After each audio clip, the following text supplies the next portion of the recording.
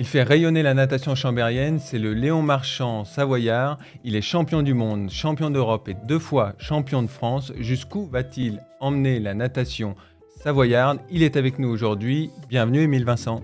Salut. Comment ça va Émile? Ça va bien, merci. Alors Émile, juste avant qu'on parle de tes futurs objectifs, raconte-nous un peu ton parcours. J'ai nagé déjà depuis tout petit. Je faisais du rugby aussi à côté. Je me suis tourné à la natation. J'ai commencé vers l'âge de 8-9 ans.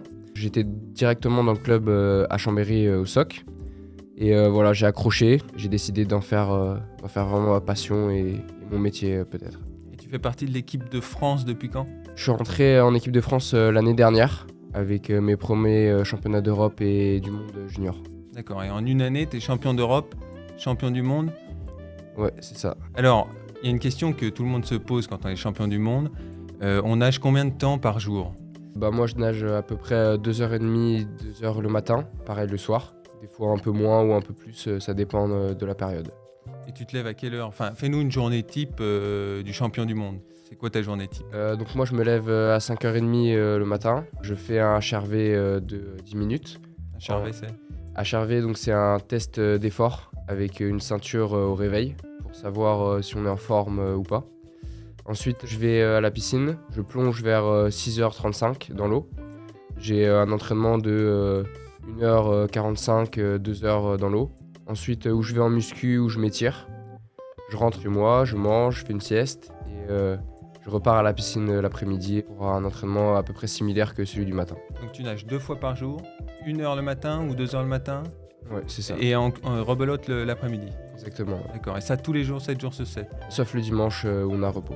Et parfois, tu as toujours envie d'y aller ou le matin, parfois c'est un peu... Des fois le matin à 5h30, on aimerait bien rester un peu couché, mais bon, il faut le faire. Alors tu m'as dit que tu étais champion du monde, champion d'Europe 2 fois champion de France. Comment t'es passé, c'est intéressant pour les gens de savoir comment tu t'es passé d'un nageur simple à vraiment la bascule sur le champion du monde? Déjà, ça s'est fait principalement mentalement.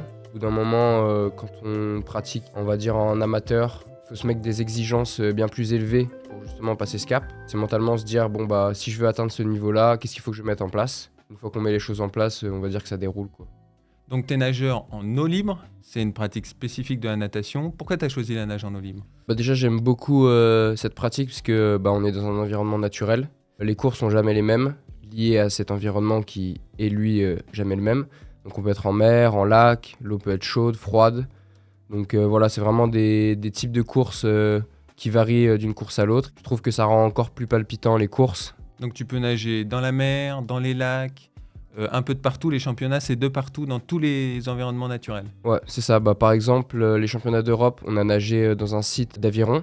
Et les championnats du monde, on l'a fait dans la mer en Sardaigne. D'accord. Et pour toi, ce qui est le plus dur ou le plus facile, c'est de nager dans quel environnement? La mer, forcément. Quand il y a beaucoup de vagues, les courses peuvent être assez difficiles. Ça peut vraiment durcir la course, ces conditions-là. Mais après, quand du coup on est en lac, la course a un rythme plus élevé. Donc les deux ont leur spécificité. Et tu fais combien de kilomètres, par exemple, sur la mer? C'est 10 km l'épreuve olympique. J'imagine que c'est beaucoup d'efforts au quotidien. Comment tu arrives à concilier, parce que tu es étudiant, comment tu arrives à concilier ta vie étudiante et ta vie de sportif compétiteur professionnel? Déjà, moi, il faut savoir que je suis en STAPS à l'USMB. Donc j'ai beaucoup d'aménagements grâce à ça. Elle me suit vraiment pas mal. Donc j'ai par exemple un preneur de notes. J'ai le droit de déplacer les examens quand j'y suis pas, etc. J'ai fait quasiment tout en distanciel, parce que c'est assez compliqué d'être présent en cours. J'ai mes cours sur mon ordi et quand j'ai le temps, j'essaie de travailler chez moi, après les entraînements. J'imagine que tu t'entraînes ici dans les lacs. C'est quoi ton type d'entraînement dans l'agglomération chambérienne ou même en Savoie? J'essaie de faire en été, quand il fait un peu plus chaud, 3-4 séances en lac par semaine. Je vais principalement au lac du Bourget, au lac des Belettes. Je fais des longues sessions de 2h, 2h30, voire 3h ou plus. Tout seul? Tu nages J'ai mon entraîneur qui me suit en paddle. C'est un peu long pour lui, mais voilà. Moi, je nage à côté et je le suis en paddle. Ouais. Et tu disais que tu nageais principalement au lac d'Aiguebelette, lac du Bourget. Est-ce que toi, tu as des endroits privilégiés vraiment où tu nages, où tu aimes nager même je ne sais pas si tu nages en mode loisir tellement tu nages, mais voilà, pour des spots secrets que tu aimes.